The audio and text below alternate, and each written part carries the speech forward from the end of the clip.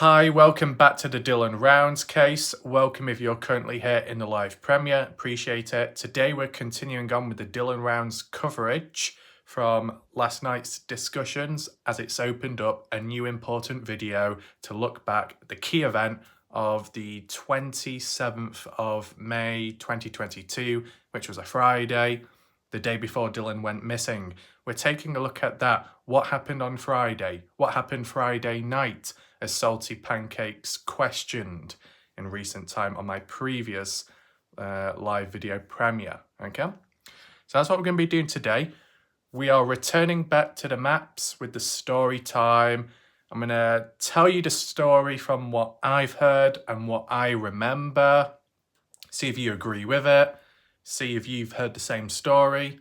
If you've heard about anything else, list it down below in the comments or the live chat. As we do go throughout this entire video, feel free to share your thoughts, opinions, reactions in the live chat box. And you can talk about a range of other stuff as well today. But I'd say there's a level of focus required for today, or should I say tonight, to really understand what was Pancakes really talking about. Does he know more than other people, or is it just yet more BS, okay? Like, I'm going to be basing it off what I've heard in the past, like on the interviews, the East Idaho News one, the Witness Report, Candice Cooley, etc. So it's not just all from Candice Cooley, it is also from other people as well. And certain events that may have happened, just try and re-question them, whether it be common sense, logical thinking, or outside of the box, okay? Maybe we come to a better conclusion, we can strengthen, reinforce some points, or maybe debunk things, okay? So different outcomes of what could happen today, but hopefully people are somewhat focused. Might as well lubricate the throat so I don't get a dry mouth. If you haven't already, make sure to check my previous video out. I'll provide links down below, as well as additional links if you wish to visit them, maybe in the pinned comments section, okay? What I would say is, the last two videos I made were because of other things happening, which then led to a different direction, a different discussion, talking point coming into play. And it's probably the first time ever we've had 3 back-to-back videos that link on from one another, okay? Each video influenced by the other in a particular order. That's never really been seen before on my channel. So that's quite good, that. A few people said that the videos recently have been a bit more focused and interesting, like what Tom said. So that's all good, appreciate that. I think the order of how we'll do things today is, first of all, look back at the comment section as well as one of my posts, because we need to discuss that issue which happened last night, try and make better understanding of it and see how many people were impacted by it as well. And then once we've got that out of the way, we can go on to the maps and then like tell the story and just work our way through it. And then after that, just talk about some other bits and bobs, let's say, in the background and additional reasons to how I've been able to avoid other issues down the line despite being advised to do this or to do that, okay? So make sure to stick around from beginning to end to fully understand what's going on today, okay? Without further ado, let's just move on now onto the last comments, see if there's any questions that need to be answered, any additional key points of information. So to kick things off, as said, this is the community section. As well as a heads up, anyone watching right now, feel free to check out my community tab, my post in the community section every now and then, because sometimes I post the odd photo, or like an update of what's coming ahead, just so you're better informed, okay? Now, last post 16 hours ago, in caps, because I felt like it at the time, I was frustrated, saying, I'm not able to see or leave comments in the live chat of my own live premiere because of YouTube playing up. And that was the case. And it appeared that many other people were impacted as well, which in a way is kind of a positive. You know, the more people going through an issue, the better the understanding is, and maybe the chances of it being resolved down the line, possibly being fixed. That's what I'd say. If it's an isolated case, it might all boil down to one's internet, one's connection, one's technology failing upon themselves. But obviously that's not the case here. There's been a few isolated cases in the past where of people having this issue during my live video premieres, right? But it looks like majority of people experienced it all in one go last night. So that might help other people from the past. We just see the comment section out. Badger Life saying, unbelievable. Jim Terry just can't help himself. Not quite sure what that was in response to. Badger saying, Mark Terry in the past has stated he has friends at YouTube. They couldn't save him, but I bet they are messing with you. Okay, interesting. I mean, is that truly the case? There's not like any proof of it, but you never know. Anything can happen. But really, it was resolved in the end, right? Whatever the disturbance was, it was only temporary. Then it fixed itself, and then it was okay afterwards. The video itself wasn't in relation to Mark Terry, Jim Terry, in a negative way. So really, there shouldn't have been a motive to disrupt that specific video, right? Because it was more to do with Salty Pancakes, and obviously Jim Terry, Mark Terry don't really get on well with Salty Pancakes, so you thought they would actually be in favour of that video, okay? Because although I do my own thing, right, certain topics and subjects over time, you get certain crowds and audiences of people that once disliked you, but all of a sudden they don't mind you because you're covering something they equally hate as well, or don't get on well with. It can happen, but, you know, moments like that, you don't just suddenly turn around and think, oh my goodness, thank you for changing a new leaf or a new sheet, whichever, and being all nice all of a sudden. No, you don't do that. You don't have to acknowledge it too much, because then it just ends up going wrong. But anyone in the chat, do we do a poll right now? I guess we could do a little poll. No, it's probably a bit too messy, to be honest. Just share your own thoughts in the live chat, your own comments. Do you think that certain dark forces are out there are responsible for YouTube playing up at times? Let me know, okay? Anything else going on here? I mean, if Mark Terry, Mr. X, has friends at YouTube, obviously they weren't good enough or able enough to be able to save their own channel, so they don't hold all the power. Let's turn it off for a second. On the sidelines saying, I've had similar issues most of the day in another room whilst on my phone. YouTube on my Roku TV has so many new feature updates today at once. It's odd. Okay. The thumbnails on the YouTube Roku channel are huge now, and I can fast forward and rewind again. So it just goes to show that it's not just my channel impacted, it seems to be others out there. Move on.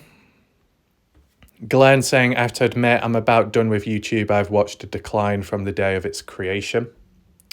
One of those things where, as bad as YouTube can be, or as bad as it can get, are there any true better alternatives?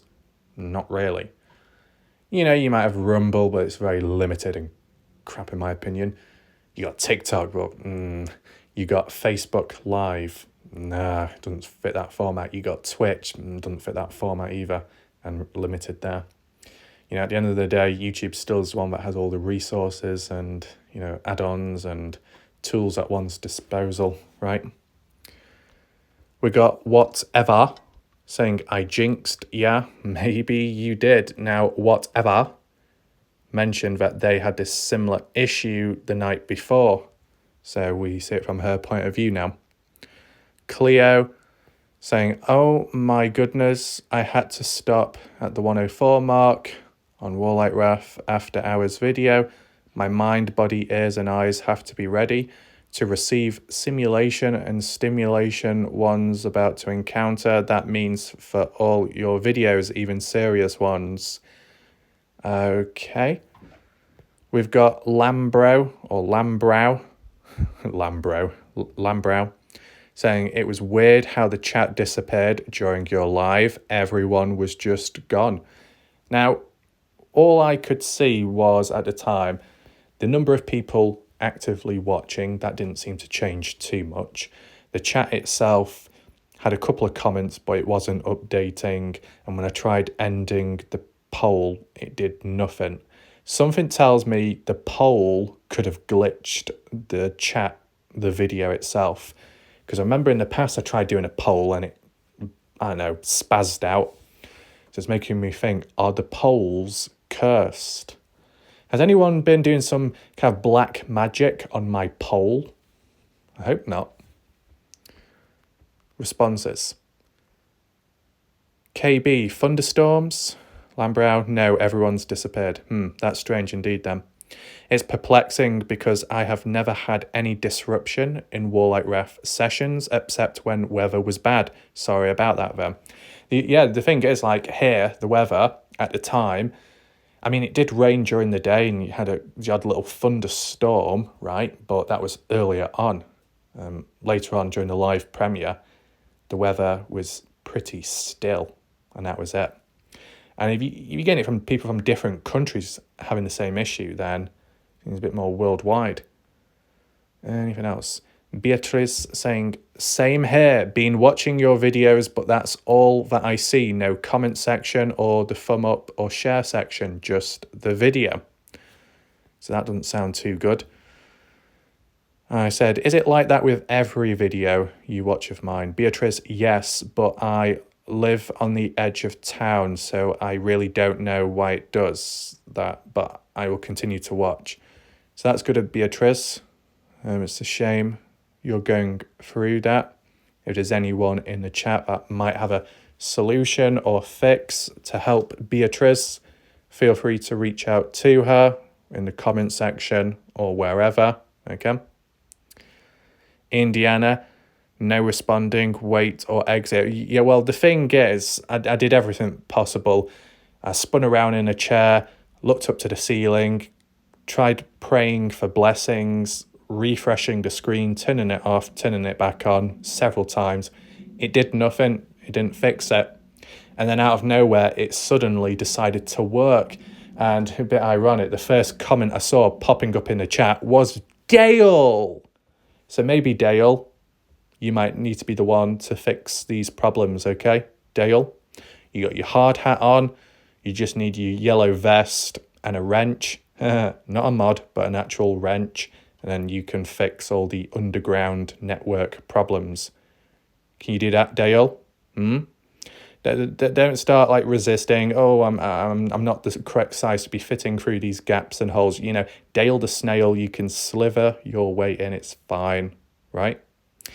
So that's it for the post section. The comments here. Just wanted to raise the awareness that, in case other people didn't know, last night there was like a mass spaz out with the YouTube chat. The video was still playing, but the live chat crashed. Okay? Let me know if there's any fixes or any other issues you've experienced along the way and maybe on other channels, right? But for now, it's now time to move on to my video last night to catch up with the comments and see what people had to say about what went down and the meltdown with Salty Pancakes. Right, so I'll just arrange it to the newest comments and then we can work our way up. A few different people here. We've got Badger Life saying, and if you believe Mike Irma, also known as Flapjack, also known as Salty Pancakes, I have oceanfront property here in Nevada to sell you. Interesting comment. The odd thing I noticed, bit of coincidence, Badger Life, that comment you left here, that person called Doomski, whoever, Doomski, left a comment elsewhere. I don't know if it was on Miss T's channel or Bob Farrell's channel, coming out with a similar like line as yours. So I don't know who that person is. I did ask Badger, does the property come with a fruit bowl of pineapples? It's important, right, to find the answers. She also said it comes with tomatoes, so it just makes it even better, right?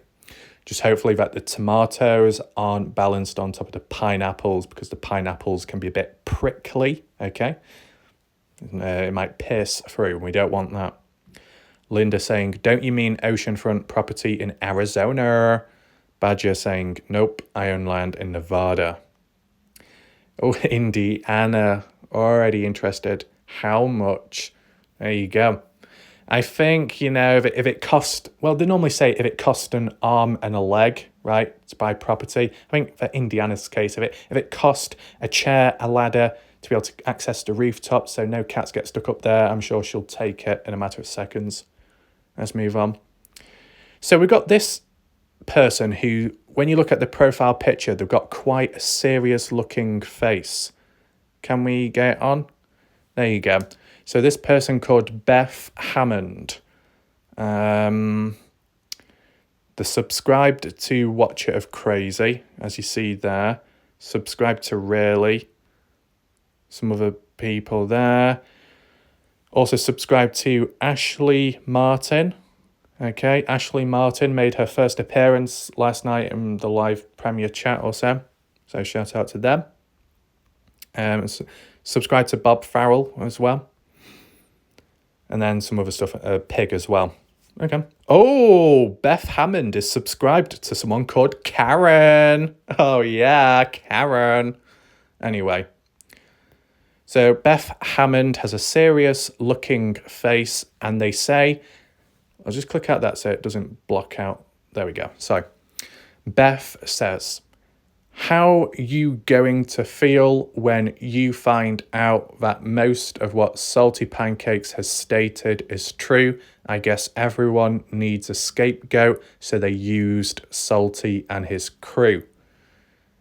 Well, isn't that a bit of a contradiction, like hypocrisy, when Salty Pancakes supposedly used many people in the case to get the latest scoop, to get the supposed truth in the case? It was a tactic, it was a method, a strategy, which to him could have been successful, but it still involved the theme of befriending people to get to the answers, which is a form of using people. So Beth Hammond, bit hypocritical here what you said, in a sense.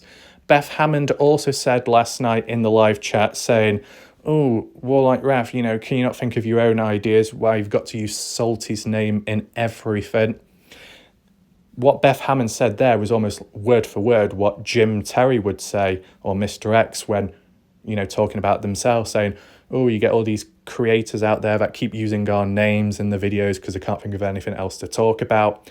Well, let me just respond back very quickly right here, right now. Everybody clasp your hands like you're looking up to Tyler, because it's now time to deliver deliverance and a reality check. So hopefully, Beth Hammond, turn that frown upside down like Kathy Waters' pet parrot. Hopefully it doesn't choke on the bird feeder, though. But that aside, reality is you got all these other YouTubers out there, or should I say ex-YouTubers, terminated. But whilst all these people are claiming that others are using each other's names to be able to make videos because that's all they can do because they've got nothing else to do, I think you need to revert back to me. 320 plus videos made on the Dylan Rounds case and counting. Did you hear that, Beth Hammond? Over 320 videos made on the Dylan Rounds case. Does that make sense? Whilst all those other YouTubers that might, and ex-YouTubers that might have covered the case at a point in time, who then moved on and then got themselves involved in deep waters and sticky situations and a back and forth endless conflict, I've still been here, okay? Maybe not day one because I was late to the case by a month, but when I joined, I've been here since day one as to when I joined. And I've not moved since. Still been covering the case, still been looking at all the different possibilities, right? So whilst all the other individuals out there are whining, saying, oh, you're using this person's name, using that person's name. At times, names are mentioned because it's relevant to that topic or talking point, but I've got at least 320 videos which are about Dylan, right? Significantly more than everybody else out there and probably combined together. There you go. That's just reality. What else do we have below? Bob Farrell saying Beth Hammond has a big mouth. Okay. I mean, it's hard to tell because she's got a very straight face and her mouth is closed. So I wouldn't know personally, but maybe Bob has been a dentist at some point in the past and had a checkup with Beth Hammond. Hopefully the breath was okay. Indiana. We've got, I think that's Smile Now, Cry Later, possibly. They're called Watching the Drama. That's their tag name, whatever. So this person says, I'll be happy to write you a laundry list of false allegations, lies that your felon associates, Salty Pancakes, Michael Lee Irma, has made against innocent people in the past year to refresh your memory. Beth Hammond, I'll post it in the main comments for everyone to see. You know, this isn't the first time Michael faced an electronic communication harassment charge from the state of Utah. This isn't Michael's first rodeo into cyberstalking, if you recall. Michael also helped weaponize Jim Terry by showing him how you can use online tools to dox people. Michael is basically responsible for helping Jim Terry at the beginning of this show, ruining the Dylan Rounds investigation. Well, that's what they've said, okay? People in the chat, let me know if you agree with this stuff or disagree, okay? We'll get round to their comment later on. We got Tom saying, your last two videos have been two of the best. That's good to know. Shout out to Tom. Linda saying, Wallite Wrath, it's very strange. The chat stopped. Had to come back 3 times. Yes, that's exactly what I had to do, Linda. It took me multiple attempts, which is weird. Tom also saying, Fast Eddie brought to attention that Dylan looked like he had only planted a few acres. Have you seen the photos of his planting from Friday night? From my memory, I don't think so. It depends where it comes from, right? If it's from Salty Pancakes' point of view, it's hard to see because the channel gone, video's gone. Yeah. When I think about it, there might have been a bit of footage by Pancakes where he went down to the place and kind of like hovered around, did a 360 degree like video of it. And I think actually covered a bit of that previously, but I don't know if I could find it immediately. And more so the small clip what I used, it was more so of Pancakes near to where the trailer would have been, or the centre of that part, not at the pivot area or where the seeding took place. So I don't think it would have been that viewable from that perspective then. And I don't know when that footage was actually taken. It was probably like later on in the case, so maybe it wouldn't be as relevant. I'm just telling you what I can remember, okay? But if there's anyone else in the chat that has seen the acreage, the coverage by Dylan when it came to the seeding, planting, feel free to leave a comment down below, okay? But, you know, we can incorporate this talking point a bit later in this video when we get onto the maps, right? I'd say at least that even if only a small bit of seeding, planting took place, not a great amount, great deal, might simply be because limited for time, later on at night, don't want to put too much time in because it could be a bit tiring and draining, you never know, right? If some farming took place at least, then it doesn't seem as suspicious. I know some people could say, well, how do we know? Well, we can make more sense of that later. Just stick around, right? Bob Farrell. What does Bob Farrell say? Salty Pancakes knows that Kurt Wadsworth knows where Dylan Rounds is buried. What crap is this? He is as crazy as these psychics are. I think Bob Farrell spelt that wrong. I think he spelt it as physics. But then again, psychics, physics, physiology, psychology. Oh, I dislike the spelling of those words. It's very awkward, the way they're muddled about, you know, you get mixed up. But anyway, Bob says he needs mental health help. I think Salty Pancakes misses his ex-boyfriend, Kurt Wadsworth, and wants him back. But I have to say, I think Sheetcakes is right about Kurt Wadsworth. Kurt's daughter is another one that knows where Dylan Rounds is. And I hope they charged both of them for withholding information on this case. I wonder how much money this nutcase is charging Salty for this reading. Hold on, I'm getting a sign right now from Dylan. He's telling me that they're all crazy and to run and don't stop running.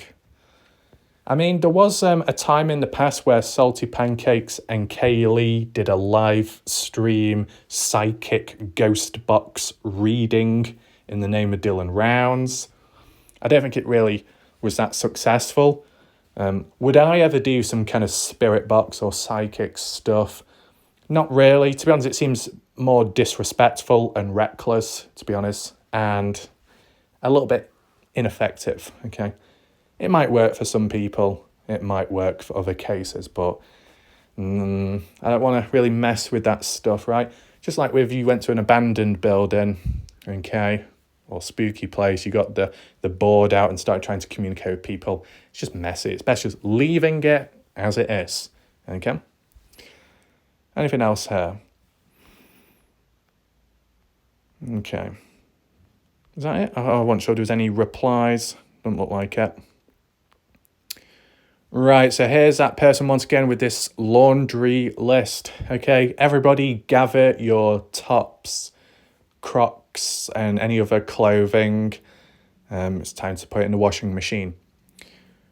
So they say, let's take a look back at the history of his big lies. Salty Pancakes, the felon, also known as Michael Lee Irma, falsely accused Sleuth Mom and her mother, Sherry, of human trafficking, making videos about them and harassing her mods and followers.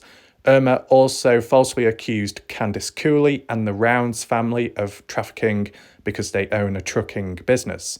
Furthermore, he falsely accused Ivor Zerdovsky of trafficking because he flies a plane from Lucin.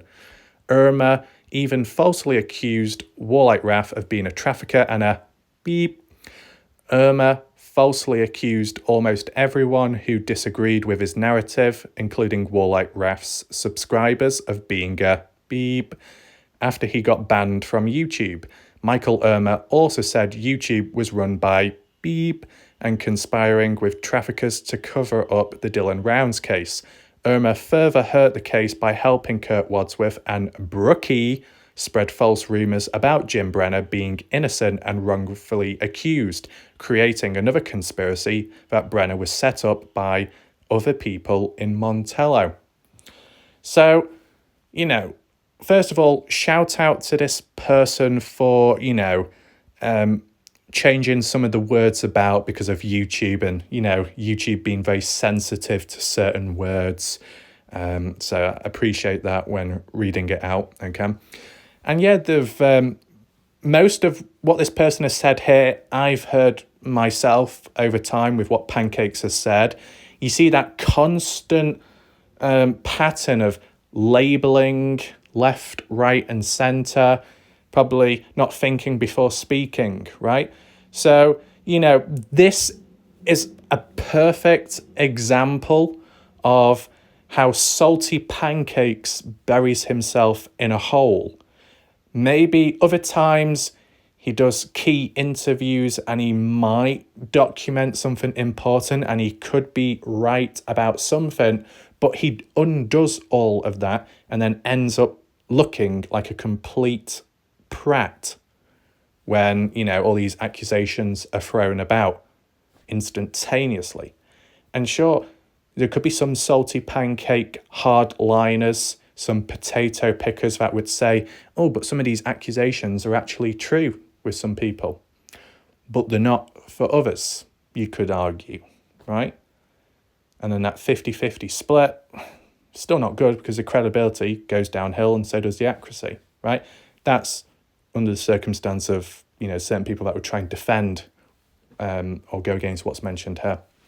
But what I'd say is, at least from what I've read, most of this I have, kind of seen myself, okay? It looks like it does continue on further, so we'll have to read it a little bit more. But what is it with the whole theme about trafficking and some other inappropriate labels? Why does Pancakes focus in so much on that type of crime and activity? Does he fantasize about it? Has he been involved in it himself at some point in the past? I don't know, right? It's just that sometimes when a human goes on about something so much, and I don't mean like covering a case or talk about serious stuff in a controlled way, but I'm talking about the negative, the dark side of activities, the dark side of this, dark labeling, words, keywords, and all that.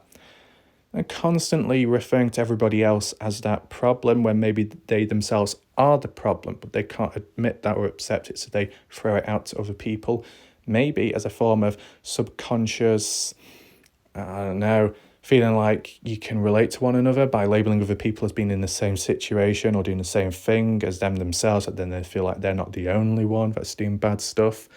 You know, some kind of subconscious relating by labeling other people the same thing as you are yourself. I don't know.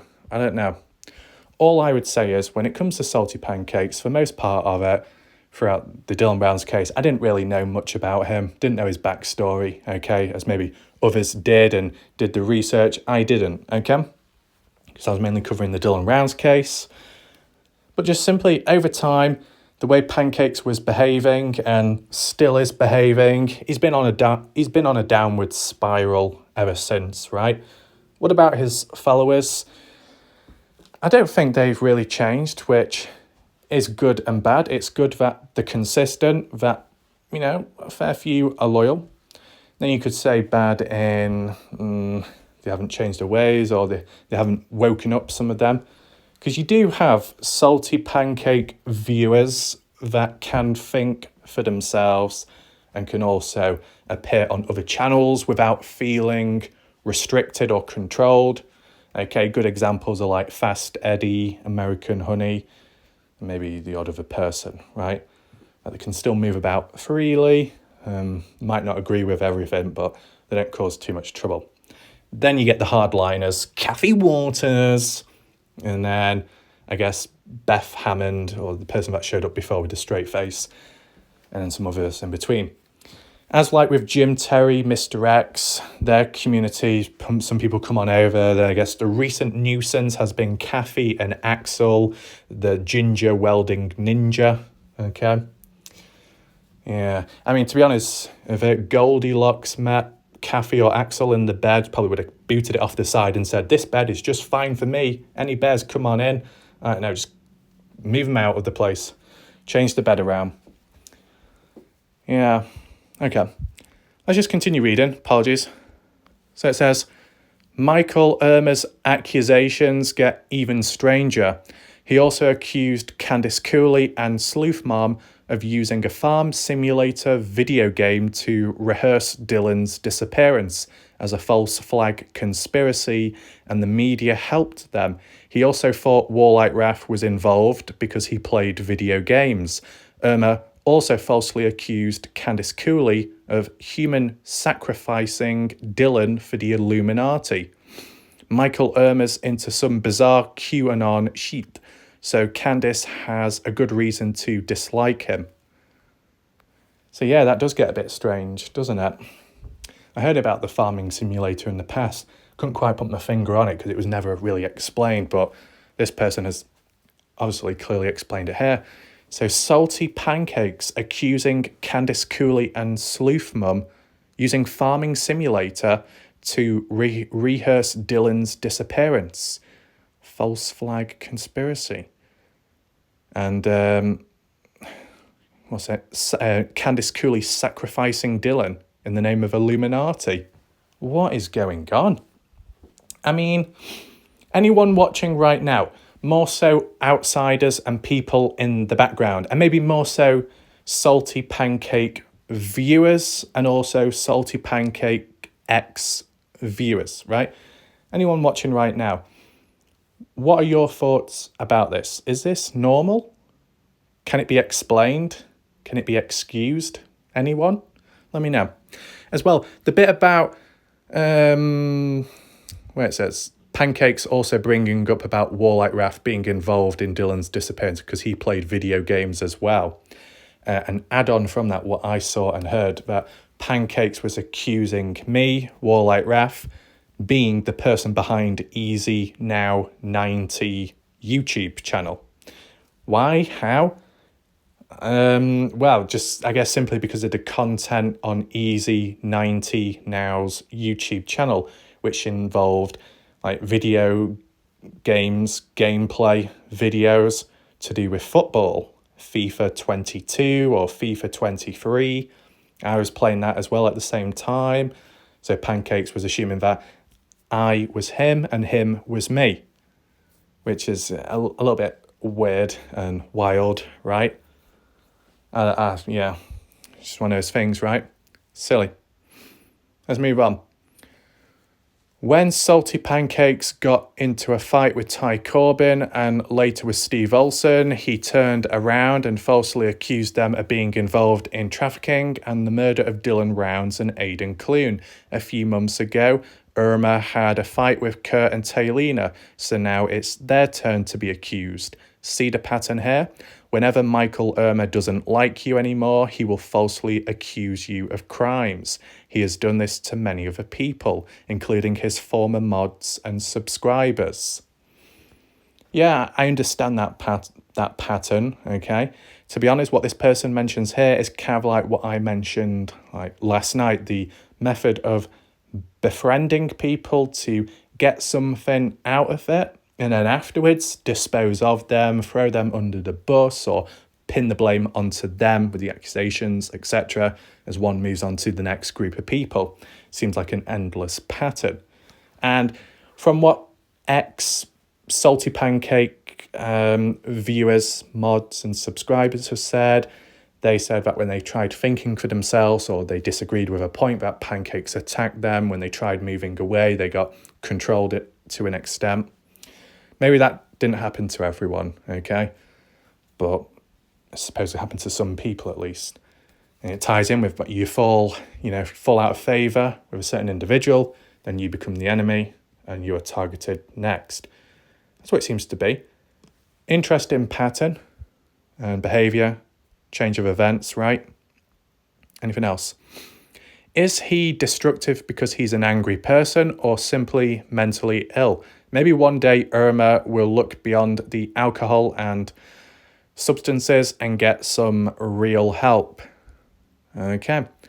So, to be fair, just based off how it's been worded, it was easy to follow along and summarised very well. Because if you think about it, Pancake's presence in the Dylan Rounds case started back in 2022, obviously May time or a bit later, right?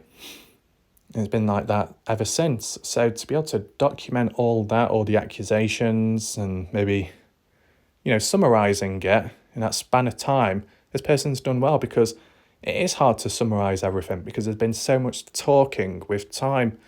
I might rename the title slightly of this video just because it does incorporate this, which is an important point, an important form of documentation, okay? Or should I say just simply documenting what has previously happened. Yeah. Anyway, let's move on. We've got someone called Bored So Came Here. And they say, anyone know where Salty is on YouTube?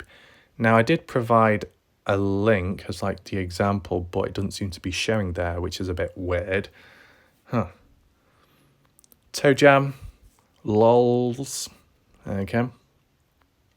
Dawn Marie, shout out to Dawn Marie for popping on in. She says, Warlight Ref, are you wearing lipstick? I love the pale pink colour. If that's natural colour of your lips, I'm so jealous. So appreciate that, Dawn Marie. My lip colour is natural. I don't apply any lipstick upon me, nor have I ever done that, okay? But don't worry, Dawn Marie. Over time, a couple of people have, questioned the same thing. But appreciate that, Dawn Marie. Shout out to her. Okay. What else do we have? Indiana. Salty Crew. Don't want to ruin the drug trafficking going on in Montello now, yet you harp on about Kurt and a bit of underage drinking, which is illegal, but hey, but happy not to interfere in the drug trafficking going on in Montello now. Where's the morals and logic in that, Salty? Maybe you could argue it's selective, picking and choosing based off, their situation or how they can benefit or, avoid certain negativity, maybe. What else do we have? Sketchy neighbour saying, I really believe Brennan knows where he is. That's it. We would know by now if anyone else were involved. Would we? What I would say is, I feel like if anyone else was involved, possibilities that they've not been found yet, or the evidence hasn't been found to then, incriminate somebody else. That's what I'd suggest, okay? Anything else? Augusta, good God, get to the point already. So, clearly this person is impatient. Okay. What do we have here? There we go. So the person questioned again and there was the link. Okay. So if people are interested in Salty Pancakes YouTube channel for whatever reason, there is a link available on my previous video if you check it out. Okay. So it looks like we've finished off all these comments here. It's now time to move on. So referring back to Dylan Rounds, more specifically, the question of what happened to Dylan Rounds Friday night. When we say Friday night, we're talking about the date, the 27th of May, 2022. Yeah. So it was mentioned by Salty Pancakes about a day or two ago, saying, Taylina, tell him, what happened to Dylan that night on Friday. Tell him he never made it home. He never made it back to his farm. That's what Pancakes was claiming, okay? Now, we can go through the story of what we already know of, and then maybe we can apply it visually on the maps. I think, how should we do this? Should we go right into the maps right now, or should I do a bit of talking first of all? Well, I'll just do a little bit of talking first of all. Don't worry, it won't take that long. So, what I know of, from what I've heard in the past, hasn't really changed since, okay? It's remained consistent, as well as what I've said when retelling the story, which is a positive in a way, considering so much has changed back and forth within the case itself, right? But I guess still to this day, there are people that are questioning what truly happened Friday night. Now, is the date significant? Well, it is, because it's the day before Dylan went missing, the day before he was killed. So it's just checking out how Dylan was, what he was up to. Did he get into trouble? Did he come across any trouble? Was anyone planning anything? Where were the other key suspects, and where was Brenner at and what they were doing at that time, right? And do we know a great deal about all the other people and what they were doing? At least, well, from my point of view, I don't really know, okay? All the other stuff with all the other people, but maybe some of you know. Feel free to add it in, fill in the blanks if you wish to. If it's stuff you've heard from elsewhere, feel free to give a reference, quote the person, just so we know where it came from, right? So it's not like a bunch of random Chinese whispers unknown of where the origins of it, okay? So, where did I hear information from to come to an understanding of what happened on Friday? Well, from what Candice Cooley has said, some of the articles, which I guess have been influenced by what Candice Cooley has said, the Idaho News, okay? You see a pattern. It's from what Candice Cooley says, And I know some people won't be too pleased with that, but it's straight from the horse's mouth. So in a way, you got to listen to them. They should have a decent idea, especially if they've got the phone ping data to look about and see where Dylan was at that moment, right? But it doesn't just end there, because we've got the report from the witnesses within the area at the time, which is probably more important, right? People who were actually there physically, who witnessed activity taking place. Now, I can retell that story on the maps in a second, right? So, you could argue what I know of on Friday might be limited, because you could look back earlier on in the day and say, what was Dylan up to? To be honest, we might have even briefly touched upon this, what Dylan was doing in the daytime of Friday, but it would have been on a previous video where I was looking at loose comments, like talked about.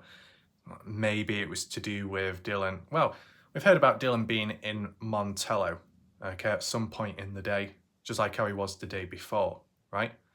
And then the day before that, he was near or within Montello down Tacoma Road when coming across Chase Venstra for the first time, bloodied and bruised on the side of the gravel road. So you can say that Dylan has been kind of active within the last few days before his disappearance around Montello, going back, going forth, finishing off from his custom farming for Dan Iverson, which I believe is at Gamble Ranch, or was at Gamble Ranch. So if there was any leftover task or jobs that needed finishing off prior to finishing the custom farm work, heading back, returning with the odd item, piece of gear, equipment, having to go and fetch it and collect it from elsewhere, such as maybe up in Burley, Idaho, if that really was the case at some point. Okay, so you can say that you can establish potential patterns of behavior and actions in regards to Dylan Rounds. The final few days before going missing was in relation to farm work, farming, custom farm work, doing favors, the odd task job for somebody else, before he got the chance to go back to his own work, his own farm, and get on with that. And then the visit to Montello in between to refresh oneself, to get a bit of food, like the day before, the 26th, the 27th, being in Montello at a certain point in the day, maybe hanging out with Kurt Wadsworth, maybe having the odd drink, maybe non-alcohol or maybe alcohol, depending on the situation, okay? Nothing too strange. Busy person, bit of a busy time, taking in consideration possibly the weather as well coming up over the Memorial Day weekend, where the barbecue taking place in Montello, as well as the private one between Brenner and Don Hatley in Lucin, Utah. Now, just as a little heads up, okay, when it came to Dylan Rounds with his, coming farming, or more so task, what he had to get on with, Candice Cooley said, because I guess, well, I don't know if she had a conversation with Dylan about it previous. Probably not. No, not possible, really.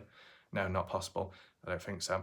It must have been passed on from when Candice Cooley might have had the odd conversation with Brenner or Don Hatley in the area at the time, when coming down to, the after effects of what went down with them.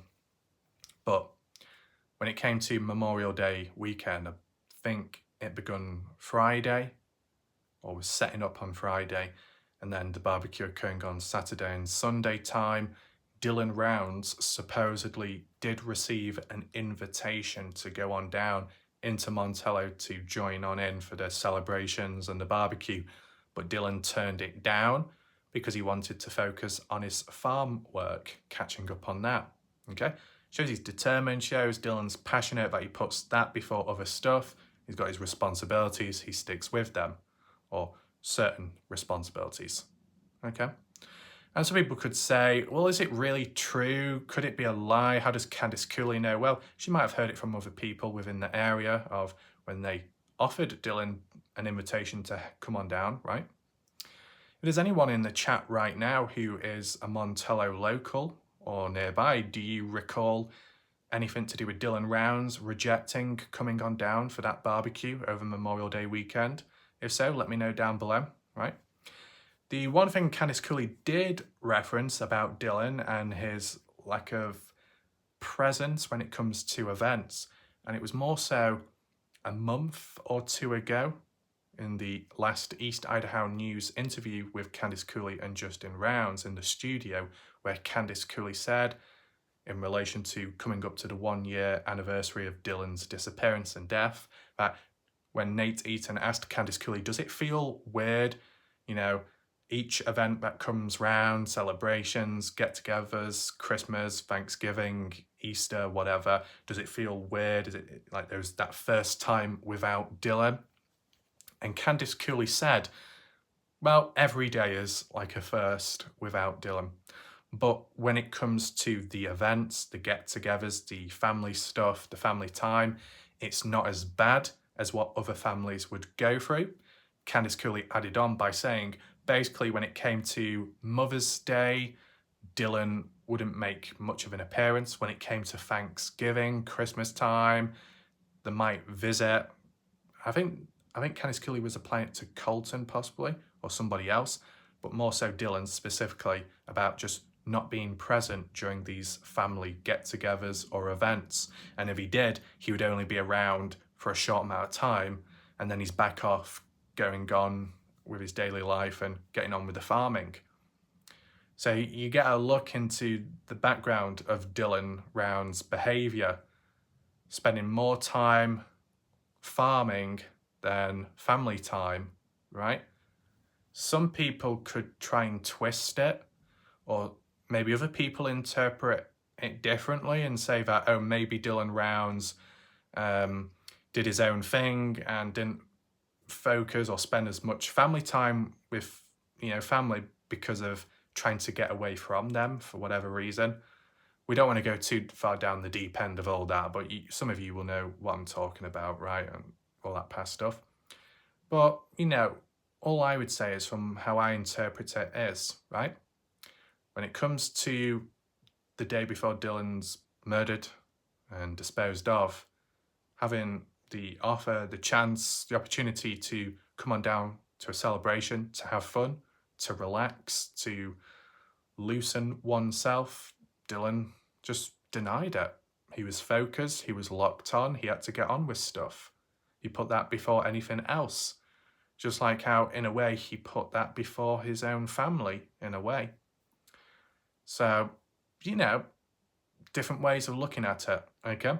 And I guess with what Candice Cooley said about those get-togethers in the past not really happening because Dylan's doing other stuff, it's kind of consistent with how Dylan responded to that invitation for the Memorial Day weekend barbecue.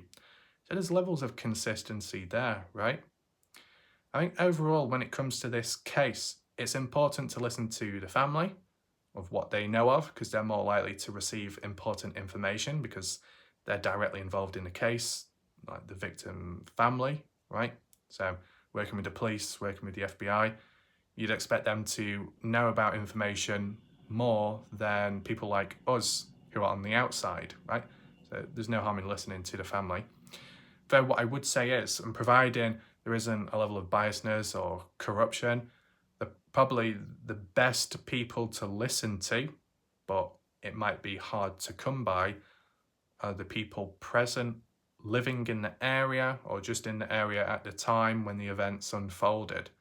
For people to be there, boots on ground, doing their own thing, minding their own business, but stumble across Dylan or Brenna or the literal event itself or the day before activity, people who saw it with their own eyes, that's the most important part, right?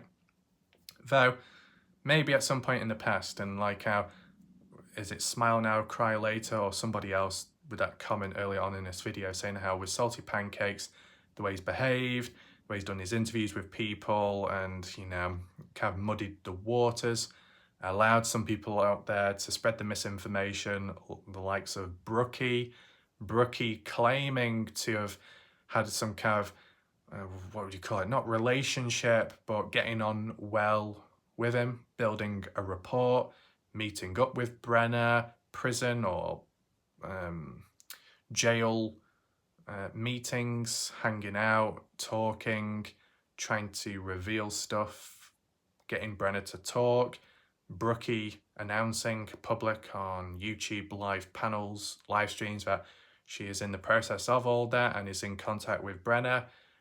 Turned out to be BS.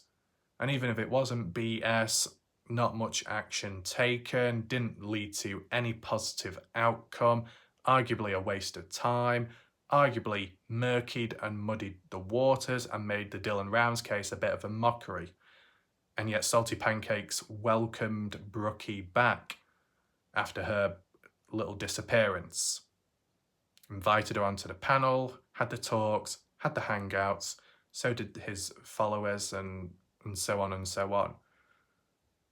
For what good did it bring to the Dylan Rounds case? Wasted time, confusion, possible misinformation, not good. But Pancakes almost, well, I don't know if Pancakes really acknowledged that by letting her onto his show and letting her talk more, where's she now?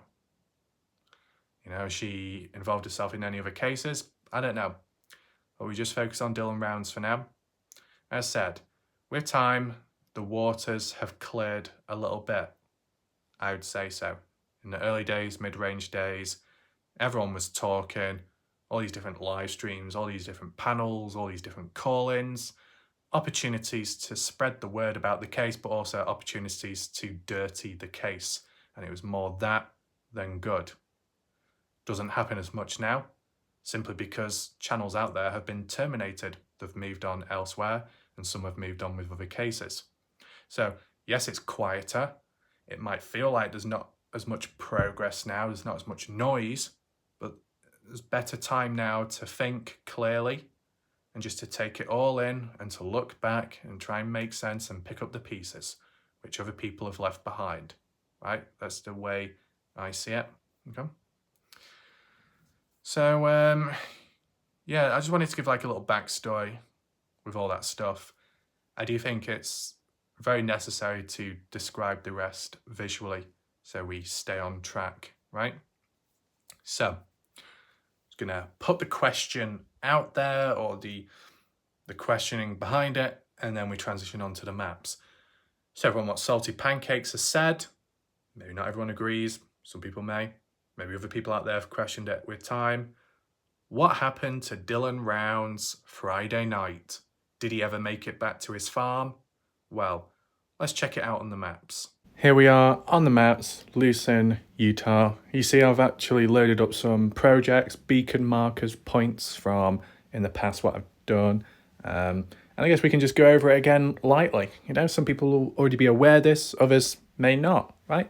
Rejog people's memories. Some people may learn something new. No harm in looking at it. Now, if you think about it, I have countered Salty Pancakes' previous comments in the past. Does anyone remember that? It was in relation to when we started hearing more about the timestamps the day Dylan was taken out. At the time, back then when I guess Pancakes still had his channel up on YouTube, Pancakes was claiming that Brenner only had 30 minutes to dispose of Dylan Rounds. He was against time, against the clock.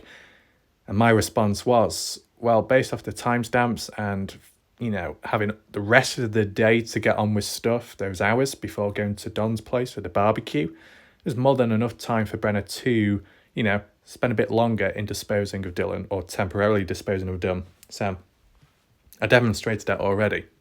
But we're countering or making better sense of the recent claim by Salty Pancakes, suggesting that Dylan Rounds never made it back to his farm on Friday.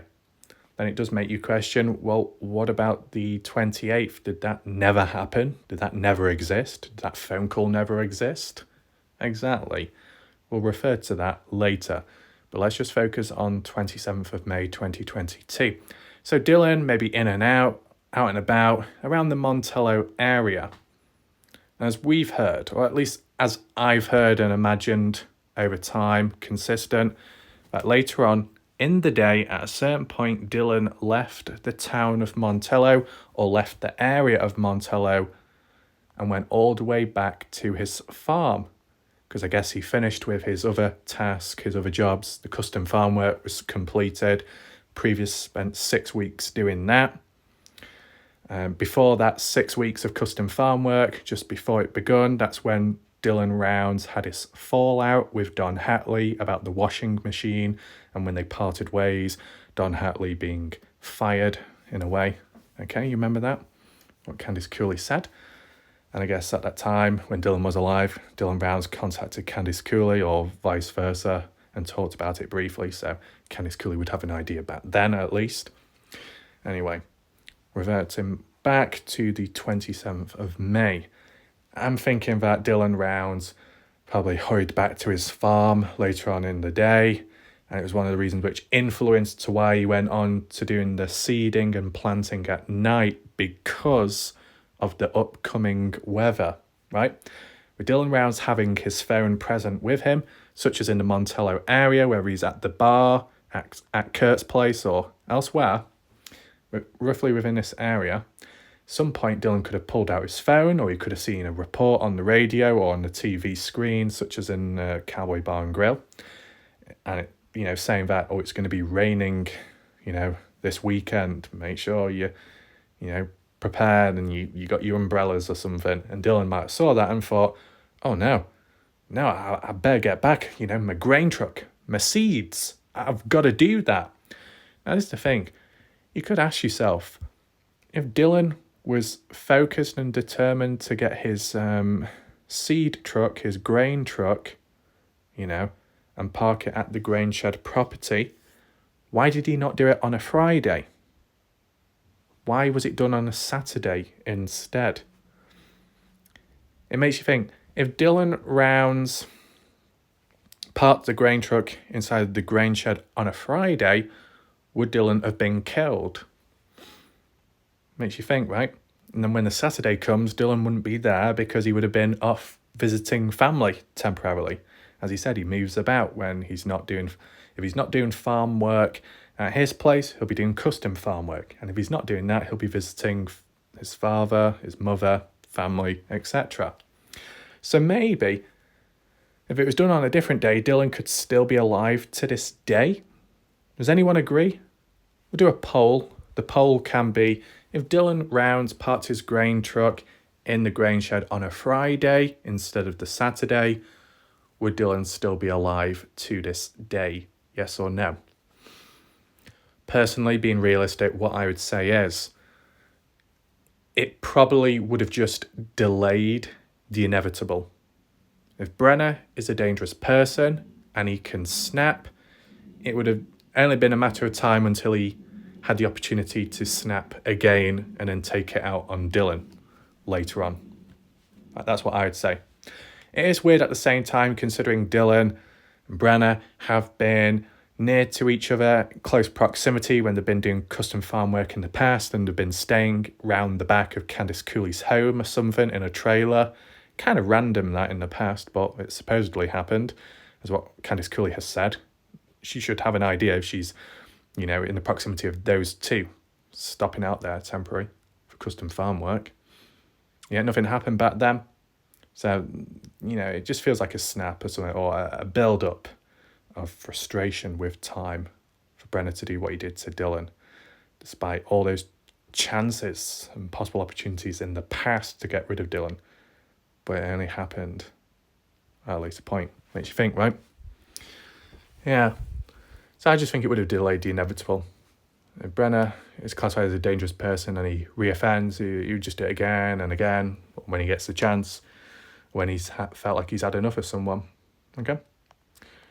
So, Friday, Dylan didn't park his grain truck in the grain shed. That was on a Saturday. I would say possibilities to why he didn't do it the Friday, because he wanted to do the seeding. He wanted to plant some seeds in the ground before he put the truck into the grain shed. The truck with the seeds, or the truck with the grain, and then that used with the planting, the seeding at his farm. One comes before the other. If you take the truck away, you're taking that resource away with you, so then you can't do what you're doing, at your farm. So you got to keep the truck present, so then you can use the resources for what you're putting into the ground at the time. So the seeding comes first, and then once that's finished, that task, that job, then you can move on to moving the truck and putting it under cover in the shelter so it doesn't get wet.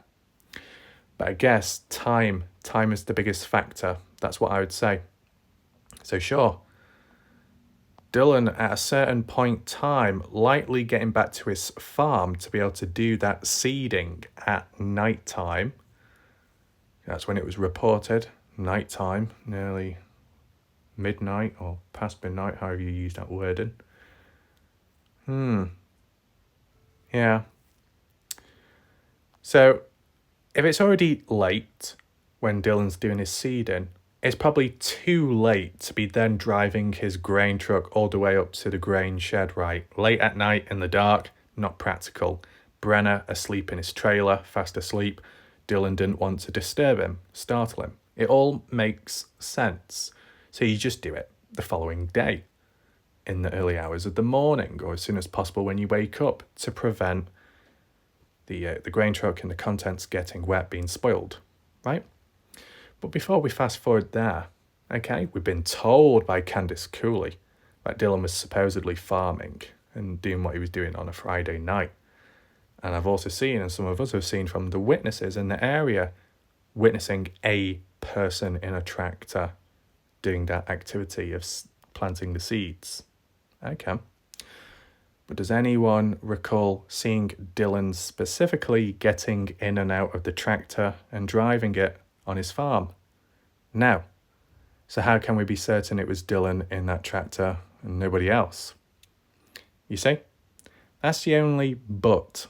That's the only problematic point, right? You can use common sense. You can use like points such as, well, who else would possibly be farming late at night? Who? Now, some people over time, viewers, have stated that farmers will do late night activities here and there, if it's been hot throughout the day, because later on at night it's cooler, so they can get on with certain tasks and jobs more effectively if it's done later on at night. Okay? But at that time, that day, you've got the upcoming Memorial Day barbecue, people prepping for that and getting ready to relax or have fun. Would they be doing farming at that point? No, really, mainly the only people that would be doing farming that late at night around that day upcoming event would be the ones that are serious and focused and determined. And because we know that Lucin has been described as a ghost town, hardly anyone lives there, even though over time we've heard that there are a fair few people out there, which is a bit odd, doesn't quite add up. But at the time, from what we've heard of being a ghost town, who else would be farming, right? Who else would be that determined and focused to get on with stuff there besides Dylan? I don't really know. So you'd assume it's probably likely Dylan Rounds, okay? Let me just sit down, just get into a better position. So, we told it from the side, the angle of Candice Cooley, what she said, the backstory of Dylan, why he didn't attend the barbecue, him being present doing the farm work and the custom farm work for others. Okay, well, let's look at it from the perspective of people that were actually there present. We zoom on out, okay? Don't worry, we will actually refer to these markers on screen and text for a better explanation. Just bear with me. We come back down here. Okay, I've called it field of view. This, depending where the people were camping and what they could see in their peripheral view, if it was obstructed by the mountain or not, the hills. Will it show the name? You see that? Little Pigeon Mountains. So, there was a couple, I don't know if it was an actual couple or two friends, whichever, who were actually hiking and camping out within this area at the time. What day did they arrive? I don't know if it was a Thursday or Friday, but they were within the area hiking about, and they said that they wanted to go to Little Pigeon Mountain. Now, this couple, okay, when did they reach out? Well, I believe it was probably after Dylan reported missing and it hitting the news and on Facebook and stuff. So they reached out. They actually wrote a handmade letter to Candice Cooley, and then later Candice Cooley posted it public on the Find Dylan Rounds Facebook page to share their story and as like a witness report, right? So just so you understand that, okay? And this was the 27th campers at night time, making it to Little Pigeon Mountains.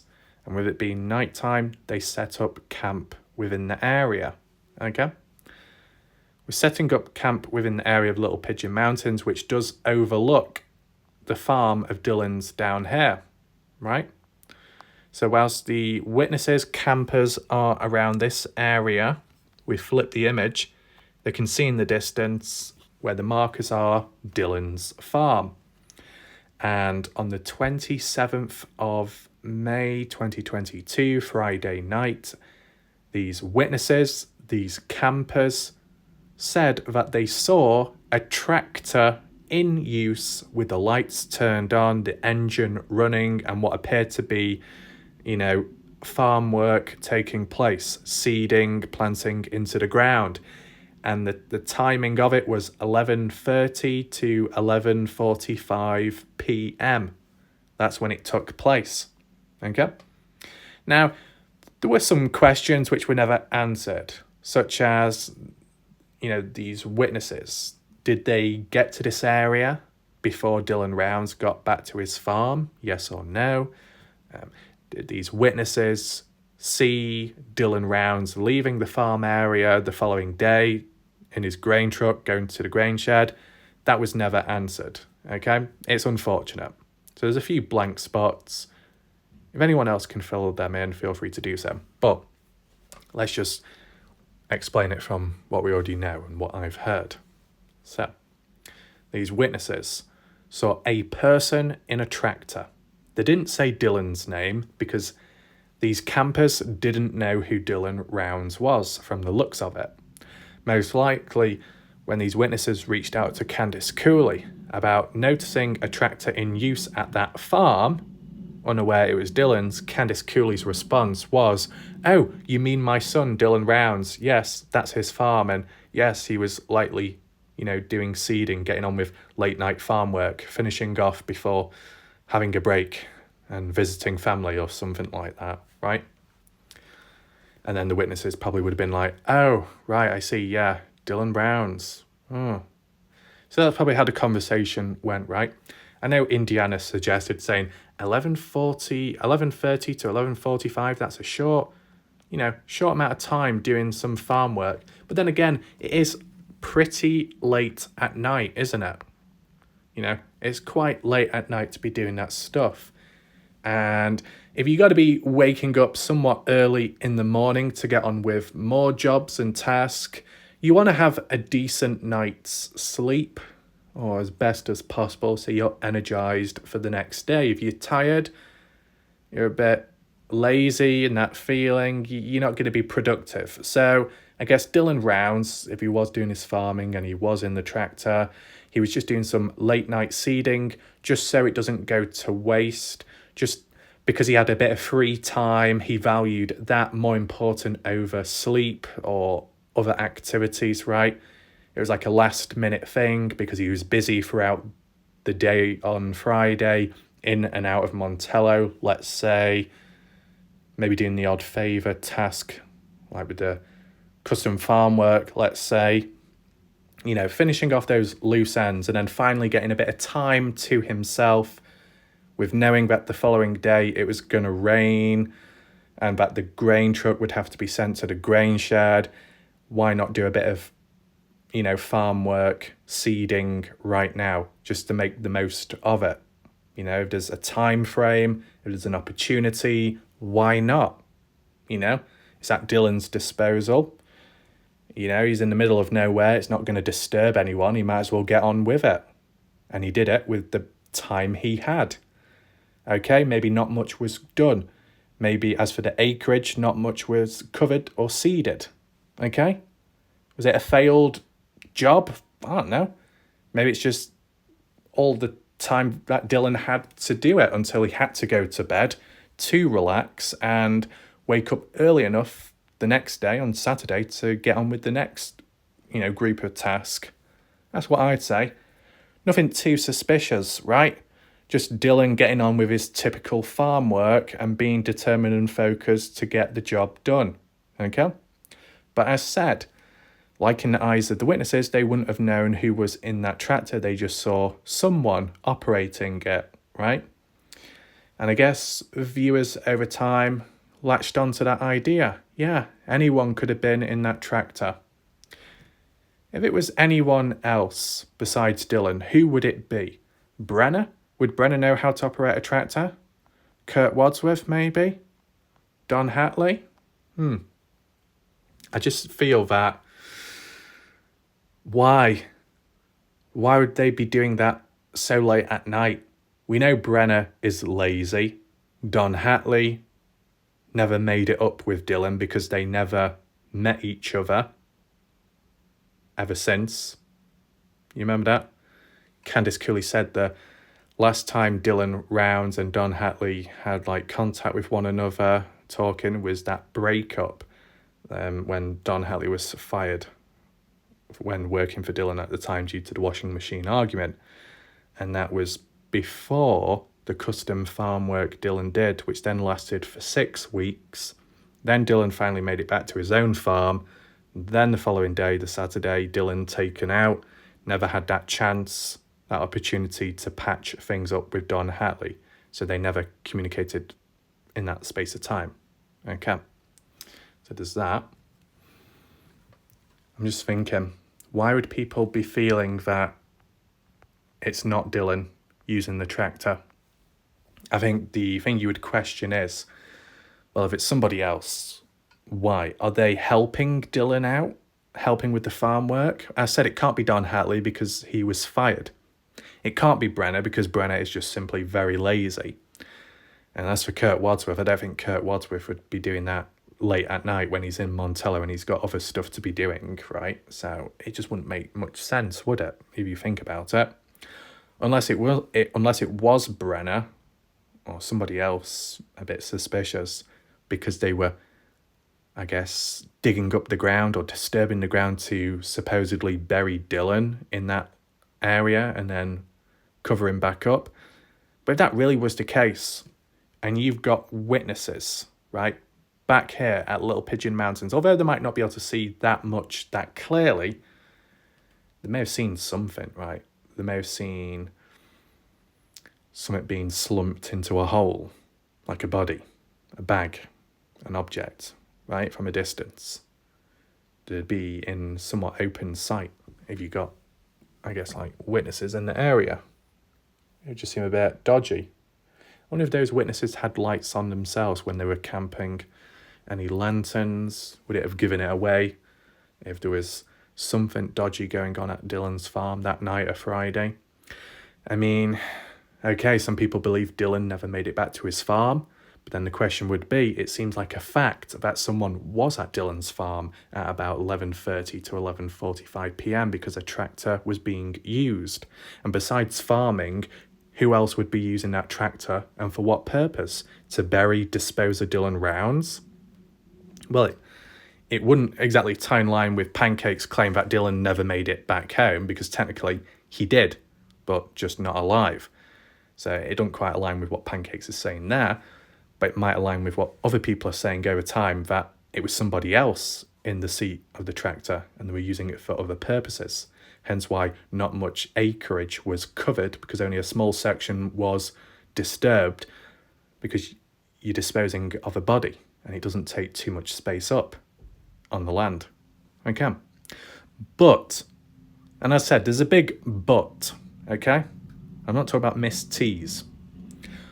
The thing is, from what Candice Cooley, Justin Rounds has said over time, and more so the last East Idaho News interview where they were reflecting back on the 1-year anniversary of Dylan Rounds being missing and passing away. They were saying that they've checked the pond area out, they've checked the grain shed property, they've checked the main line, they've checked the farm multiple times and can confirm with a great deal of confidence that Dylan is not in those places. Now, you could be a bit sceptical of some places, but really, if the family had been down to Dylan's farm, they've checked it over, if the dogs had been taken down there, the land's been checked, covered, maybe dug up possibly, and they've not found anything, then I guess you can suggest that, well, Dylan was probably not there, right? And never was. So if he wasn't buried there, he probably wasn't killed there either. And you could say, well, how can you be so sure? You know, no one's saying that the grain shed is the place, or not enough proof to prove that the grain shed is the place. It could be the farm, and that's why you saw the tractor on Friday. Well, even if that really was the case, you saw a tractor Friday night, lights are on. Did you hear anyone scream and get run over in the dark? Dylan got ran over by someone driving a tractor? No. No, that just wouldn't work. It just doesn't seem practical. It doesn't seem believable or really make any sense. So I would, go against that and revert back just to the simple, common perspective of Dylan doing farm work late at night, doing what he can to make up for lost time because of being busy elsewhere, and also being aware that the following day he's got to move his grain truck so it doesn't get wet, ruined by the oncoming rain. That's what I would say. And with witnesses being in the area at the time to see it take place, some form of work going on, it seems somewhat consistent, right?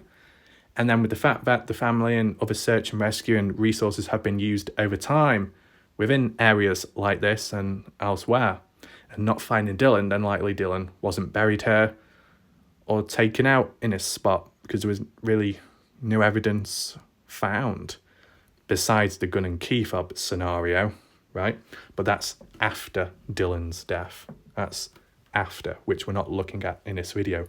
We're looking at the time Dylan was still alive, okay? That's why we're concentrating around this day, this date, the time period, okay? So we've got the red marker done, talked about. Blue marker, well, that links back to the campers.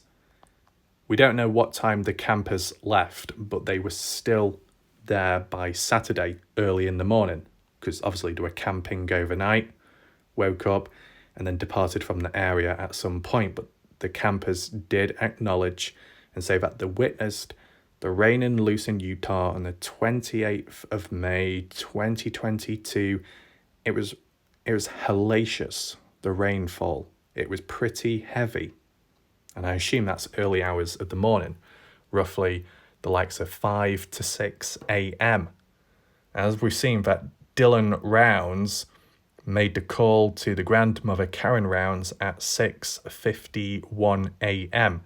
So before 6:51, we get an idea of when Dylan probably woke up, got ready, prepared, maybe tried eating some food but was a bit reckless and left the food out on the side, hence what we saw in the trailer later. That Dylan got into his grain truck and then drove on. And then whatever happened from there on. The thing is though, early in the morning, if it was raining and Dylan's in his trailer sleeping, you would expect, right? If he's done his farming late at night, then, the day before at night time, he's only had a certain amount of time to sleep, right? He's not going to be moving to Montello or elsewhere in between from that. It'd be too messy and too impractical. So stop him staying in the trailer overnight. Does that prove that Dylan lived there? Not really. Dylan stayed there at times when he had to get on with work, and that was a good demonstration Friday night, okay? Saturday, he wakes up before 6:51, obviously. How long does it take for him to get ready, prepared, and then to get down to the gate to the grain shed property? I don't know, maybe 10, 20 minutes, and then you can work back from there. If the witnesses in the area, the campers saying that it rained maybe like 5 to 6 a.m. in the morning and it was hellacious, the rain, Kurt Wadsworth and a few other people did mention that Dylan's grain truck did have like a sheath on top of the load on the back, which partially protected the seed, the grain, whatever, from getting wet, okay? So there's a brief level of protection. Obviously, if it's left out in the rain, I guess it gets too wet, soggy, seeps through, leaks, and it is messed up. So there was like a time window, a time frame of it being okay exposed to the rain. But obviously Dylan waking up and still needing to do what he had to get done. And that was to get the grain truck to the grain shed property, driving all the way down here, near to some tunnels, turning right, coming down here, getting to the gate, which is a bit rickety, may or may not have had a lock, a spare key by the side. If not, gate is easy to be, flatten down, lay down without really damaging it. But you saw 6:51 a.m. Dylan Rounds making the call to the grandma about what he was planning on doing and saying that he would call back later, which he never did. As well, 6:57, 6:58, an attempt made calling Brenner for whatever reason, which Candice Cooley mentioned as well. And then Dylan proceeded onwards, and 7:03 a.m. was the next timestamp near to the Grangeshed property of likely when Dylan was reversing and backing it into his truck. And then that's when the death took place, the murder. But reverting back to this timestamp, 6:51 a.m, a successful call made, a successful conversation between Dylan Rounds and Karen Rounds, the grandmother. The reason why this event is very important is because it was documented, and I guess it can be proven in a way because of that call log, that call conversation. Sure, it would be better to hear it from the grandmother, her account of the conversation with Dylan, her truly confirming it. That would be like the nail on the head, right? And it would seal it in a good way, like reinforcing that it did happen. I think most people come to the consensus that this call took place between Dylan and the grandmother, right? I think most people can agree with that. And that's why it's so important, because if you got the likes of Salty Pancakes claiming that something happened to Dylan Friday night, the day before that call was made, as we see on screen, that Dylan never made it back to his farm, that highlights that Dylan was dead by Friday. Well, if Dylan was dead by Friday, then how come Dylan was able to make a call and a successful conversation with his grandmother in which the grandmother was able to hear his voice and respond back, and nothing was out of the ordinary up to that moment? You get what I'm saying? Are we suggesting that it wasn't Dylan who was, making that call with the grandmother, that it was somebody else? That someone was like impersonating Dylan's voice to communicate with the grandmother. Why would they even do that? Why would they even think of that? I just don't think they would be that considerate to try and clear up the tracks and to keep consistent. How would the killers know that Dylan had to make a call to the grandmother the next day? They wouldn't know, would they? Could you call it improvisation? Nah, just can't imagine them. Whether it be Brenner, just himself, or a few other people involved, you never know. The fact that certain things weren't cleared up, that there was traces of this left behind, such as the shirt with blood on, Brenner's, left in the trailer, very reckless. Dylan's phone being disposed of, yet that accidental video recording. Recklessness like that, I don't think they would take in consideration, let's try and impersonate Dylan Rounds on the day to make it seem like he's perfectly fine and okay, because there was no follow-up, was there? Right? If people are going to say that phone call between the grandmother and Dylan Rounds, but it was actually somebody else acting as Dylan Rounds to make it seem all okay, and the grandmother confirmed that they heard from the other end of the phone that they promised to call back later afterwards, you thought that the killer or killers, or whoever involved, would make a call back afterwards just to settle things down, so no suspicion. It doesn't lead to anyone coming on down, because that's what they wouldn't want, right? There was no follow-up there, so likely there was never a moment where they did do it in the first place, or Brenner making a call, right? Is there anything else we need to refer back to on here? As for the other campers, that's just basically to do with Walt and Michelle on the Saturday around 3 p.m. as they were leaving, or so passing by, there was a blue Jubilee truck leaving the Grangeshed property. Very unknown, reported it to police several times. It was ignored and it faded away into obscurity.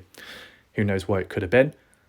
Could have been someone involved in the disposing of Dylan or the murder of Dylan, or it could have been a key witness who may have saw or heard something as they were going down to the Grangeshed property the day Dylan was killed. Very dodgy, right? But never followed up. Once again, another critical bit of evidence or witness stuff ruined. So, I think that pretty much sums it up there. Let's return back to my face. So what I would say is, when it comes to that call made between Dylan supposedly and the grandmother, that's all I've ever heard it worded as by Candice Cooley, Justin Rounds, news articles, what we've heard, YouTube talk, call-ins, interviews. It's mainly been like that. It's never really switched or changed. I've never really heard it switch or change, okay? It's been somewhat consistent, that point. Some people could still add it in and twist it and say, well, maybe that did happen, but the day before, that those witnesses looking at Dylan's farm late at night with the tractor, it could have been somebody else using that tractor. So, yeah, okay, it doesn't time with what Salty Pancake said about Dylan being taken out on a Friday, but it does tie in line with Dylan not being present or returning back to his farm. But then it shows that Dylan was still alive, at least till Saturday, because he was able to make a call. But then you could revert back and think, well, if Dylan was okay up until, Saturday, the night before, someone using the equipment, well, what was the point of that if Dylan was technically still alive at that moment? There'd be no need for anybody else to be doing farming besides Dylan at his own farm, right? It just wouldn't make any sense. So basically, I still stick with my thoughts and what I've heard over time, and I'll reiterate it, okay? Dylan's activity presence in and out Montello, 26th, 27th, later on in the day, much later on, 27th, getting back to his own place, getting on with his own stuff, limited time, seeding, witnessed by people hiking not far away, which was a positive, I guess, just to confirm certain reports. Dylan went to sleep with whatever time he had left, recharge, re-energize himself, wake up next morning, grain truck, down to the grain shed property, 6:51 a.m, call to the grandmother just to let family know what's going on and what may happen next. That follow-up call, which never did. Went down to grain shed property, 7:03 a.m. That's when it all kicked off, and that's where it went downhill. 7:27 a.m, Dylan dead. Brenner cleaning up at that point and thinking of what to do next. Okay? That's why it's important to follow these timestamps. So there could have been some occurrences, events which might have happened on Friday, which we don't know of, but it doesn't seem like it led to Dylan's death on a Friday, at least. If there's anyone that knows or has an idea, feel free to list comments down below, maybe around the knowledge of you've heard or seen or come across something of what may have happened with Dylan, an encounter, a sighting, a conversation on Friday morning, afternoon, evening, confrontation, a conflict, a grudge, or something negative which then transpired into the next day, which was the catalyst to what kicked off next. Anything around that, feel free to list it down below in the comment section, but make sure to explain where you heard it from or where it came from, okay, so we don't get too confused.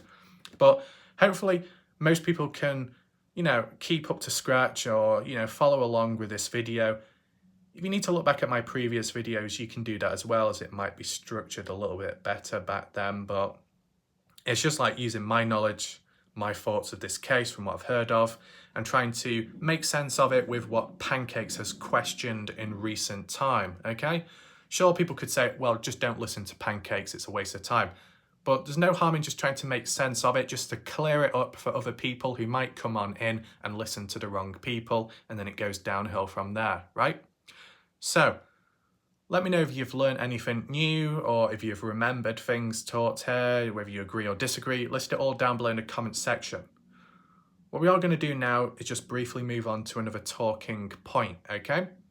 I was going to look at some comments, but I decided not to because maybe the odd post or comment might reveal something, which is a part of the problem. I don't want to become part of the problem in that sense, right? But basically, it looks like there's been more drama recently and conflict, whatever that is. I guess because, this is the thing, and I'll reiterate it once again. I'm covering a missing person case. There is something to focus on and do. If there are problems going on elsewhere on YouTube or other platforms and you need to distract yourself, you do a different activity or you look at a different theme, focus to put all that time and energy into, which is probably better off than wasting that time and energy with petty stuff and major conflict, right? Okay? Just like how when it comes to the consistency, almost every day making a video, more so now a routine, but in the past at least, throughout 2022, because family illness, a mental breakdown in the background, one needs a distraction to get away from that. So by covering Dylan Brown's case at the time, and there was stuff to cover, putting all that time and focus into that as a form of distraction, but channeling it in the correct way, okay? That's what led to that consistency with time and that focus. So, and it can also apply on YouTube as well, besides the background stuff going on there within here.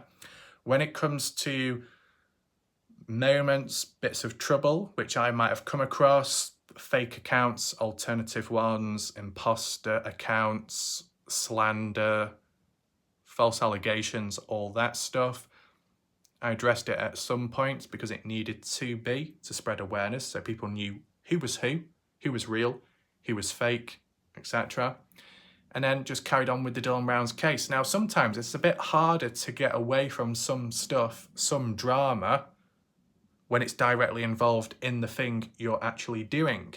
You want to do your own thing, but something out there, which is a bit of a problem and gets in your way, or you've been dragged into it, you can't really get away from it because it's currently in the area of what you're focusing on. So what that would mean is, oh, well, you move on to another case. Oh yeah, because you just run away and move on to something else. Now you just have to stick around, as long as you want to, stick around and put up with it. And then eventually it will fade away, or it will just move elsewhere, like a tornado. That's basically what's happened. You know, all the stuff that's going on now, maybe more serious, more problematic now than back then, you could say. Certain very bad things going on, yeah, okay. But it's not really as associated or, you know, suffocating the Dylan Rounds case now. It's its own thing, it's its own problem, with people involved in it, dragged in or not, involving themselves by choice or not, right? So let's just say I involved myself, or I got dragged in for whatever reason. I go off in that direction where the drama is. Oh, I don't like it. Oh, I want to do my own thing. I should be able to do my own thing. I should get away from it. Oh. Other people don't. But if I was in that situation, I just look back the other way and think, oh yeah, Dylan Rounds case, what I've been doing for the past year or so, might as well just get on with that. Walk on over, there we go, let's focus. And I've moved away from the problem, and I'm too focused on solving this or making sense of something, right? The reason why other channels can't do that type of stuff is because whatever they're covering or talking about doesn't require as much focus. And that's what the problem is with live streams as well. All these live streams and these call-ins, these chats and panels, it's all conversation. Talk about whatever, whenever, with whoever. Someone eventually might bring up a point about, oh, have you heard about this recently, this drama? Then the channel owner is reminded of it, and it's like, oh, here we go, constant reminder, or being told about something that they've never heard of before, and then they get dragged back into the drama, right? Even if you yourself have tried to make a conscious effort, a decision to get away from the drama and conflict, because of the channel to set up the layout of what you do, and because it involves involving and inviting people onto your show, and because the conversations tend to be loose and not focused on a particular subject, like how what I do in my own format, it ends up leading to someone at some point bringing the past back up. It might not be meant in a bad way. It might just be letting the channel owner know of what's going on in the background. But it's a constant reminder. And that constant reminder drags that person back into the mess. It's a never-ending cycle. Though, in my case, most of the time, in my situation, I myself am away from most of the drama because I'm too focused on a case, a singular case, right? I'm not being dragged in, I've not been sucked up by anything. I'm focused on this other thing, which is more important and less problematic, right? it doesn't cause as much issues as that stuff over there. Am I going to be reminded of all the bad stuff in the past or whatever's going on right now? Not as much as people in live streams and live chats. And you know why? Because it's not a live stream. There's the conversations, the talk is limited because there's no panel. There's no live stream, live call-in. There is no opportunity for someone to just suddenly pop on up and say, oh yeah, look at you. Or, oh, have you heard about this role like Raf? Have you heard about those people in the background? That hasn't really happened because the focus has been on a case. And so have the people that have been in the chat for most part of it about the case. Okay? There've been times where people have come on in and have had these conversations about whatever drama is going on, but it doesn't involve me and it doesn't distract me because I'm just like, what? I have no clue what you're talking about because I'm too focused on whatever I'm doing right here, right now. Okay? It's been the odd time in recent time where Dale or Matt Lingo have said, oh, you heard what Kathy and Axel have said recently. Okay? And that was just basically as a result of a previous video which did incorporate Dylan Round's coverage, which then incorporated different perspectives and ongoing stuff elsewhere on other channels like Bob Farrell's and the comment section there. And then Kathy and Axel got triggered because of all that and then said whatever they said. And then some people in the background were watching or noted it and then passed it on to me when I was doing a Dylan Round's coverage. So that's an example of being alerted and reminded of drama, which I've never heard of before, but did it drag me back to that black hole? No, because I was never in that black hole to begin with. And although being reminded of some small-scale drama, it was dealt with immediately, which was necessary and effective. And as well, although some people could still interpret it as, well, drama is drama, and it still happened with you, Warlight Raf, in your chat still, yeah, but not to the same extent or degree or repetitiveness as the live call-ins, channels and live streams where they're constantly talking about it going in circles, okay? It was mentioned in the chat briefly, and then that was it. And then it was kind of resolved a bit later on and talked about as well. And as well, that level of conflict, that level of drama was still associated technically with Dylan Rounds, right? Because the video itself was about Dylan Rounds, which incorporated different perspectives. And Kathy and Axel got triggered by that, but it was in the name of Dylan Rounds coverage. So then when I'm reminded of that trouble going on in the background, it was that trouble, that problem, that person, Kathy and Axel, were already within the environment of the Dylan Rounds case. So someone like me couldn't get away from it because if I did, I'd be walking away from the case. So you stick around and either ignore it or just address it and then carry on covering the case, which was the example of what I mentioned earlier on, that sometimes some drama you can't escape, you can't get away from because it's trapped within what you're doing. And it's just like, well, you just got to wait and it will fade away eventually, which is kind of happening now. But as said, most part of it, drama has shifted away. It might have intensified, it could have got worse, but it's moved away from the Dylan Rounds community.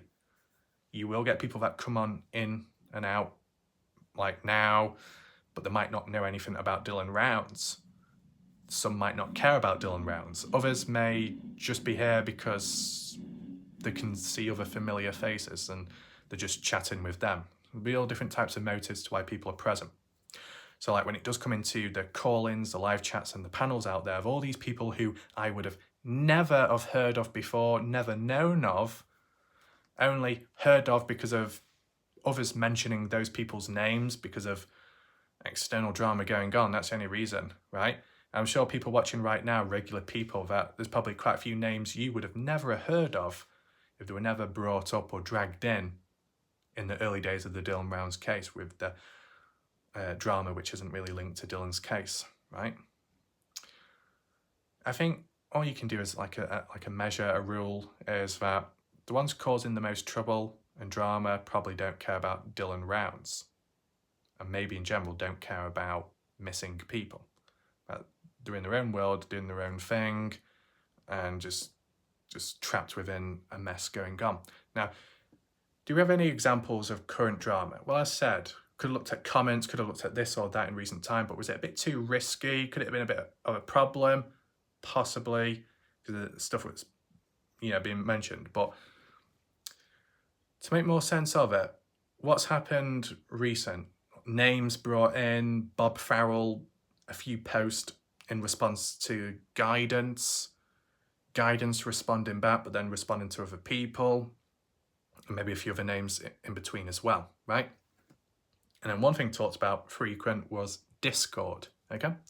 So I think, to put it in summary, basically there is a Discord group out there of people that, you know, group together like a coven, a witches meeting of what should we do next, who should we target next. I don't know if that's 100% the truth, but it could be a rumor or it could be a fact, right? But supposedly, because of a different platform known as Discord, there are secret meetings and talks going on. You never know, anything is possible. You know, on Reddit, there've been a few pages set up in some people's names or to do about a topic of a person's name. Tends to be more negative, right? Then you got YouTube as well, the main platform where most of the conversations take place. More so in recent time, Rumble, those that have been, you know, terminated have moved on elsewhere to different platforms or alternatives, right? It makes sense? So Discord is just yet like another channel of communication, right? And you could argue maybe a bit more practical because it's a bit more secretive. You get these private Discord groups. When people join, you got to approve of them who comes in. So it's a bit more controlled. But as always, people can pretend to be somebody else and join on in as a little spy and then pass on intel elsewhere, and then it spreads about and then it causes more trouble than it's worth, right? Okay. Now, guidance said Miss T, she's got a Discord group, but she's not very active in it. Bob Farrell, I guess, is assuming that Discord group is very bad or negative. I don't know if Bob is referring, or if Bob knows that Miss T's Discord is bad, or if it's another one out there which Miss T isn't aware of, but Bob Farrell doesn't know who it is either. It's very messy, right?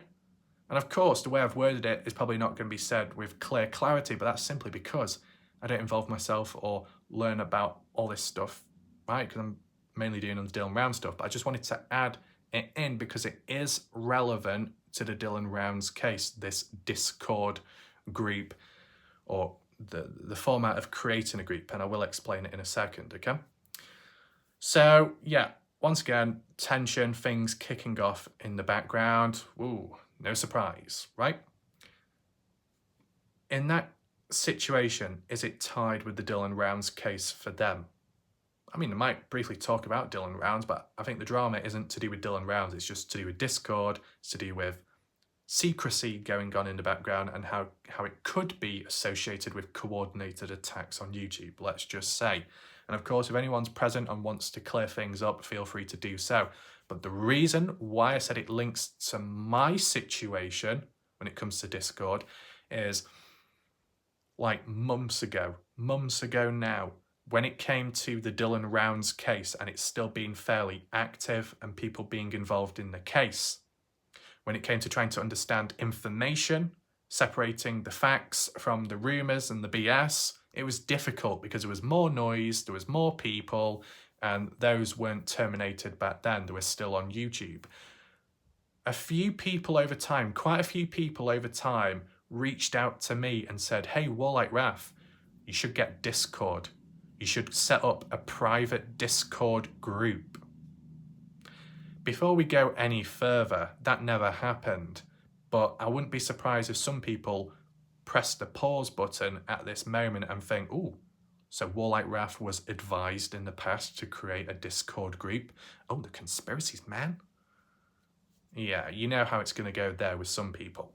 But basically, the reason why some people reached out to me back then and said you should set up a Discord group is to be able to share information for people to reach out as a collective group, share their research, their ideas, what they found, and all that in a controlled way away from YouTube and the mess.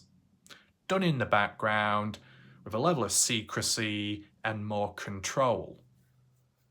So it's more genuine and it's not as disruptive.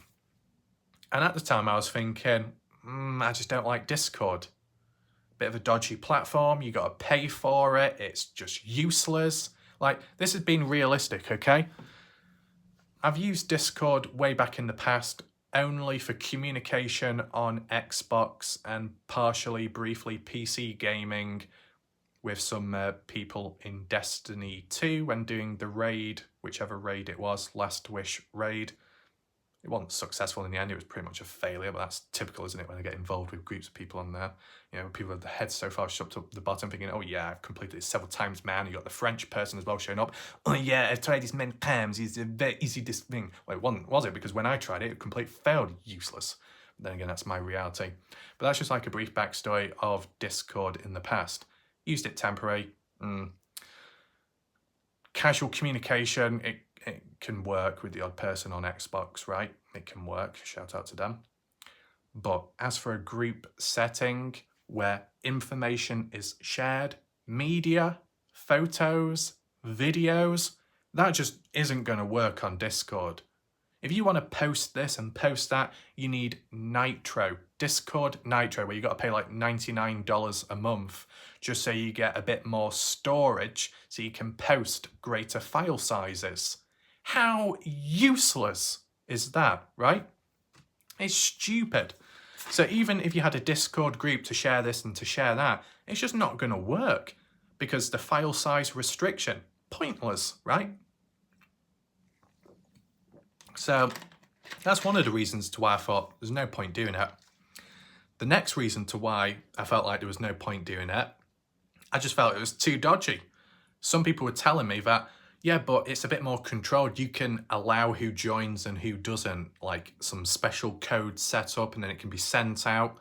Well, if it's going to be sent out, it's still going to be sent out public. You know, oh yeah, let's go on YouTube, let's go in the comment section or the live chat, pin this post, pin this Discord link, code, whatever you call it, anybody join, and then you approve of whoever comes on in. When you set up Discord, you can create a random username, you can have a random profile picture. It's just like YouTube. Anyone can be whoever. They can be an alternative personality to who they are. They can behave as somebody else. They can, you know, fake impersonation. So when you think you're inviting the right people into your Discord group, it could be somebody impersonating that individual you know of. You allow them in, as well as other people. You do your little secret discussions and war room tactics and talks and information of what's going on, and oh, you got a spy in the mix of things. They're going to hear about it, they're going to learn, blah, blah, blah, and then leave, go back to their little master, go back to their daddy, and then tell them all about it, and then the cover is blown, data breach, major leak, exposing all over the place, massive disaster, catastrophe. That's exactly probably that would have happened back then, especially during the time of the fake accounts and impersonation trend. So if I did certain things differently back then, I probably would have already been screwed by now, but it didn't happen. All under control, simple as, okay? But maybe other people down the line, you've got the Discord platforms and other platforms out there, whatever happens, happened. It's been dragged in the mud recently and it's all kicking off, okay? And to be honest, if it did come to moments where people had a bit of information or something to share, it's just a bit more controlled and easier, one-on-one, not rushed, just natural. If you have something to share, feel free to share it if you're able to. We don't need a mass group of people to listen in and hear about it, you know, at first glance, because it can kick off already. So whatever's happening is happening right now. I believe Bob Farrell does have a live stream coming out tomorrow, so maybe some things are talked about there, better clarity or more drama. Who knows what could happen next? But basically all I'm saying is, because I stayed away from certain platforms or certain suggestions, it's, you know, I've avoided the backlash and all the other drama going on. Because I've focused on Dylan rounds and I've focused on certain methods which I've used since day one of covering cases.